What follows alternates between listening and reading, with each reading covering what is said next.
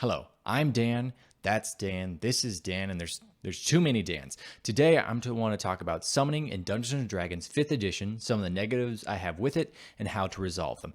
Now everybody get out of here, I'm trying to make a YouTube video. First, an assumption. Summoning may only be a problem if you run a game like mine. In my game, most of the time, we do not follow the standard adventuring day as noted on page 84 of the Dungeons Master's Guide. This means 6 to 8 medium to hard encounters a day with 2 short rests dispersed in between. My group usually can only get to 2 or 3 encounters per day, and usually they don't have any short rests, but they may have 1. With that out of the way, let's get to the summoning spells. The spells I want to highlight for this video include the Conjure Creature spells from the Player's Handbook, one of the Summon Demon spells from Xanathar's Guide, and 2 summoning adjacent spells from the Player's Handbook, which are Animate Object and Giant Insect. All of these spells have something in common, and that's that you can either summon a few strong creatures or a lot of weak ones. Unfortunately, this gets us directly into the first problem I have with these spells. The first problem is these spells weigh heavily towards summoning a lot of weak creatures instead of a few strong ones. Let me try and explain this with an example. Let's say a druid wants to use conjure animals and loves bears. They're fuzzy, have intimidating roars, and are overall just big, soft murder machines. They have 4 options per the spell. They can summon 1 CR2 polar bear, 2 CR1 brown bears, 4 CR1 half black bears, or 8 CR1 quarter wolves. The wolves are honorary bears for this example. Good job, wolves.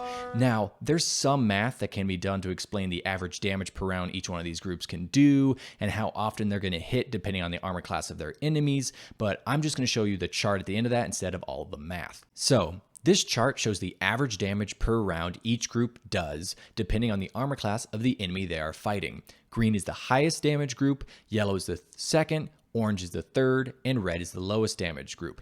As you can see, no matter the armor class of the enemy, wolves are always going to be doing the most damage per round.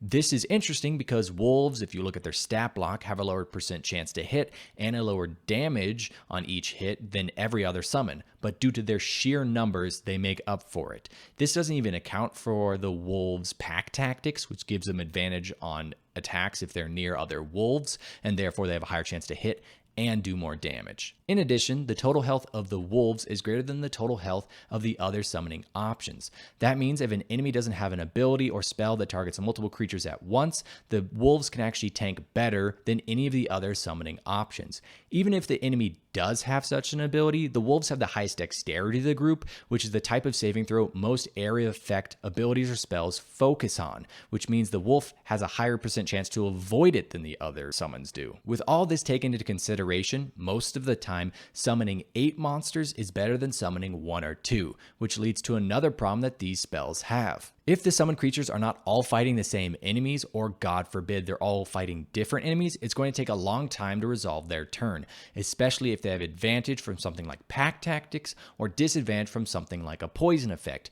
That means there's up to 16 d20 that need to be rolled to determine if these summons hit, and in the case of the wolves, 8 set of 2d4 for damage. If this is split over several enemies, the players need to ensure that they know which die is for which enemy and which damage total is for which enemy. That becomes a lot less of a snippet in time of a hero's defeat of the great evils of the world and more of an arithmetic speed test.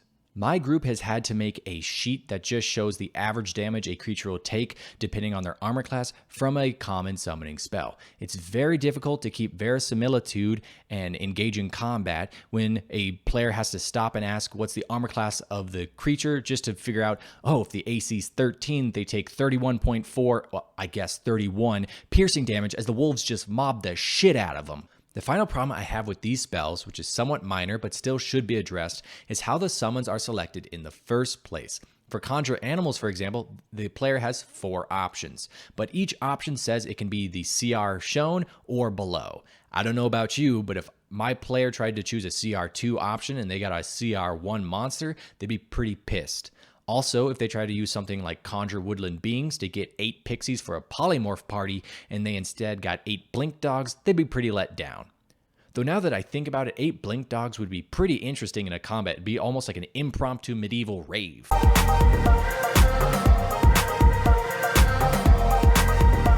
That aside, if a player chooses this spell, the DM is supposed to provide the stat blocks for the summons. If a player, bless them, actually varies which of the 4 options they use, you need to have 4 different stat blocks for them. My group eliminates this problem by just having the caster select one of a few stat blocks they already have for the summoning. Unfortunately, this means a lot of the same monsters used over and over and over again in a very min-maxy way. So, with that, let me lay out some ideas that work around these spells and change them a bit.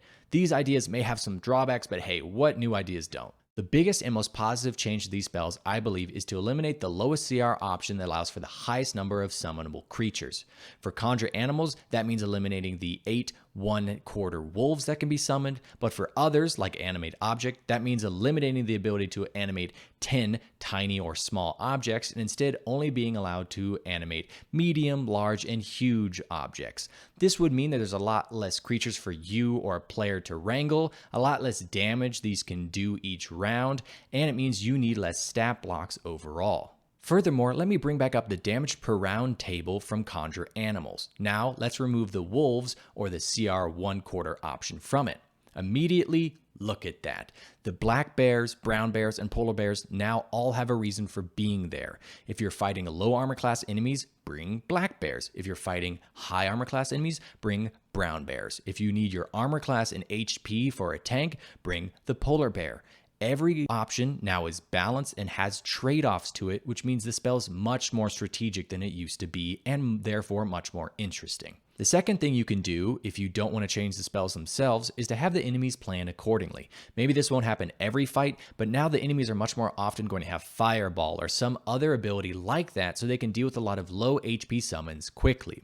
That way, when they don't have that, the summoner can feel empowered and excited that their wolves are just tearing through an encounter instead of it becoming the boring norm every time. If summoning is insanely frequent in your game, it's not going to stop and it's wrecking your encounter design, I would say just accept it.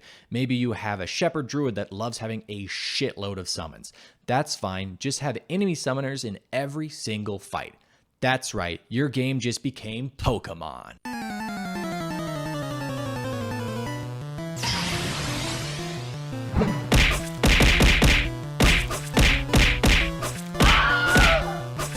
On a final note, these spells can be very gamey. The creatures are just summoned, the player just says attack, and then they just roll a bunch of dice or they look up an average damage on a sheet. To make these spells more immersive, maybe a bond between the summoner and what they want to summon has to be made before the spell can be used.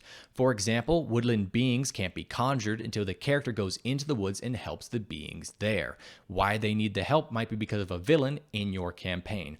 This way, a lot of these summons feel more like companions, friends, or pets instead of deathless soldiers on the front lines of a combat, because this is a role-playing game, and that doesn't end when you start combat. So don't let these summoning spells kill your roleplay just as easily as they kill your monsters. That's it, and thanks for watching. Please like the video if you find these ideas interesting or helpful, and in the comments below, let me know if there's any spells you have problems with or category of spells that you find difficult to work around as a DM. Maybe I can make a video on them after researching them a bit. Also, unfortunately, I don't think I'll be posting any more meme videos to this YouTube channel since the algorithm keeps killing them. Monetized. Victory is mine. I can't even monetize this channel yet. Demonetized. But I will be posting my memes and parodies to the D&D memes subreddit, so go check them out there or follow me on Reddit. Thanks for watching. I hope you have a great next session, and again, thank you.